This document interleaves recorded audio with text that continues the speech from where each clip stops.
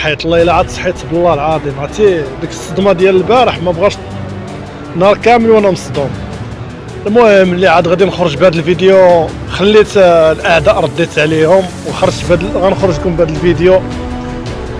فوز تاريخي ومبروك على المغاربه ومبروك على سيدنا، وشفنا سيدنا البارح حتى هو خرج، وجميع المناطق المدن المملكه المغربيه والعيون تبارك الله حتى هما خرجوا، وجميع المغاربه خرجوا بهذه الفرحه التاريخيه اللي فزنا على واحد البلاد اللي كانت كتستفز الشباب ديالنا في الفيستير. قلت لهم غادي تدي كاس العالم، وساعات تبارك الله ما شاء الله دينا حنايا. هذا فخر لينا لبلادنا، اللهم لك الحمد.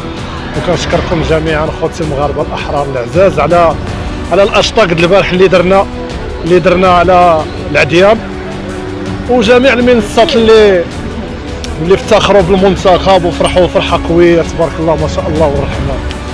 تحياتي لكم الصحراء المغربيه العيون جماعه المرصى على الفوز ديال البارح تاريخي، فوز اللي فاز به المنتخب قبل من 21 عام كاس العالم. تاريخي هذا الفوز هذا، راه الصراحه الله الجزائر مساكن راهم ما نعسوش البارح.